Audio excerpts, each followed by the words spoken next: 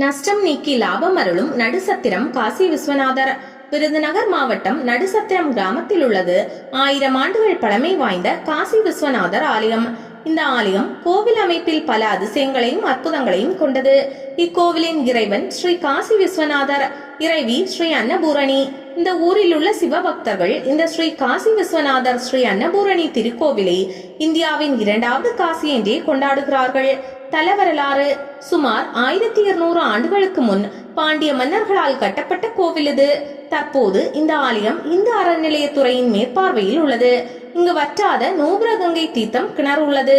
இந்த கோவில் காசியிலிருந்து நேர்கோட்டில் அமைய பெற்றிருப்பதாக சொல்கிறார்கள். தற்போது கோவில் அமைந்துள்ள இடம் அப்போது வனமாக இருந்திருக்கிறது. இந்த வனப்பகுதியின் வழியாக தான் கன்னியாகுமரியிலிருந்து காசிக்கு செல்லும் பக்தர்கள் பயணம் மேற்கொள்வார்கள். கோவிலின் அருகிலேயே ஓர் அழகான நீர்நிலை உள்ளது. இப்போதைய ஆண்ட பாண்டிய மன்னர்கள் இவற்றையெல்லாம் கருத்தில் கொண்டு காசிக்கு செல்லும் பக்தர்களுக்கு ஏதுவாக இந்த ஆலயத்தை காசியில் உள்ளது போன்றே வடிவமைத்திருக்கின்றனர். இந்த வழியாக காசிக்கு செல்பவர்கள் இந்த ஆலயத்தில் தங்கி இங்குள்ள சிவபெருமானை தரிசித்து விட்டு செல்வது வழக்கம். பாண்டிய மன்னர்கள் அப்போதிருந்த குறுநில மன்னர்களான எட்டயபுரம் ஜமீன்தாரர்களிடம் ஆலய நிர்வாகத்தை ஒப்படைத்தனர். அவர்களது காலத்திற்கு பின் 7000 பண்ணை ஜமீனிடம் பராமரிக்கும் பொறுப்பு வந்து சேர்ந்தது. இவர்கள் சில தலைமுறைகளாக இந்த கோவிலை பாதுகாத்து வந்துள்ளனர்.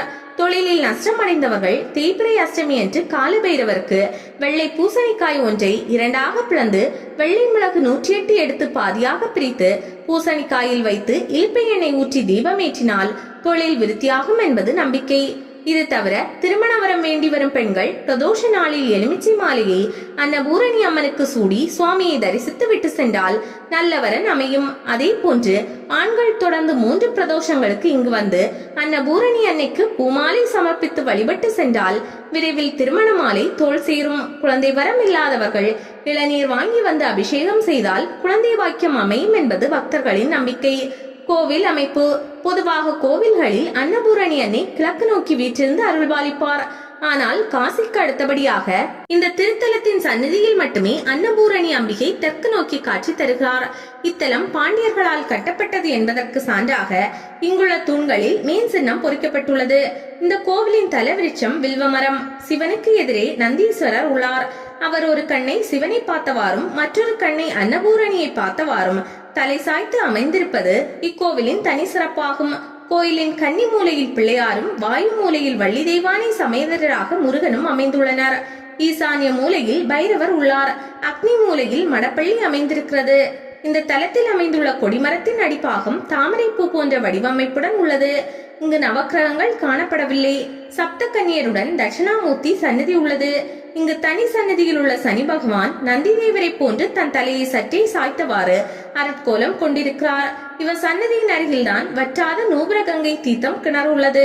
இந்த தலத்தில் சனி பகவான் பொங்கு சனியாகவும் குபேர சனியாகவும் வீற்றிருந்து பக்தர்களுக்கு அருள்பாலித்து வருகிறார். சனி பகவான் சங்கடங்களை தருவார் என பக்தர்கள் கூறுவர். ஆனால் இங்கு சனி பகவான் தன்னை வணங்கும் பக்தர்களுக்கு குபேரர் போல் செல்வத்தை வாரி வழங்குகிறார். எனவேதான் இந்த கோவிலில் உள்ள சனி பகவானை குபேர சனீஸ்வரர் என்று அழைக்கின்றனர். மேலும் சண்டிகேஸ்வரர் தெற்கு பார்த்து காளை வாகனத்தில் அமைந்திருப்பது வேறு சிவாலயங்களில் காண்பதற்கு அரிய அம்சம் ஆகும். ஆலயத்தை சுற்றியுள்ள கல் தூண்களில் பெருமாள், அனுமன், நாகம்மாள் என பல தெய்வங்கள் வடிவமைக்கப்பட்டிருக்கின்றன. இங்கு தென் திசை நோக்கிய குரு பகவானும் சிவனுக்கு நேரெதிராக வலதுபுறம் சூரியனும் இடதுபுறம் சந்திரனும் அமைந்துள்ளார்கள். இத்திருத்தலத்தில் அன்னபூரணி அம்பிகை, காலபைரவர், சண்டிகேஸ்வரர், நடராஜர் மற்றும் குபேர சனீஸ்வர பகவான் அனைவரும் தென் திசை நோக்கி அமைந்திருப்பது மற்றொரு தனி சிறப்பாகும். சனி பெயர்ச்சி, குரு பெயர்ச்சி மற்றும் பௌர்ணமி பூஜை, பிரதோஷம், சிவராத்திரி, வைகாசி பெருவிழா உள்ளிட்ட விழாக்கள் இங்கு சிறப்பாக நடைபெறுகின்றன. இத்தலத்தில் நாள்தோறும் ஒரு கால பூஜை நடைபெறுகிறது. மாதந்தோறும் விசேஷ தினங்களில் சிறப்பு அலங்கார பூஜைகள் நடைபெறுகின்றன.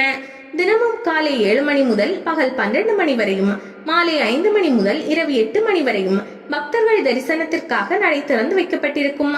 அமைவிடம்: சாத்தூரிலிருந்து சங்கரன் கோவிலுக்கு 7000 பண்ணை வழியாக செல்லும் சாலையில் சுமார் 22 கிலோமீட்டர் தொலைவில் உள்ள நடுசத்திரம் கிராமத்தில் அமைந்துள்ளது காசி விஸ்வநாதர் திருத்தலம். சிவகாசியிலிருந்து சங்கரன் கோவிலுக்கு செல்லும் சாலையில் 20 கிலோமீட்டர் தொலைவில் உள்ளது புகன்பாறை. அங்கிருந்து கிழக்கு புறமாக 3 கிலோமீட்டர் தொலைவில் அமைந்துள்ளது.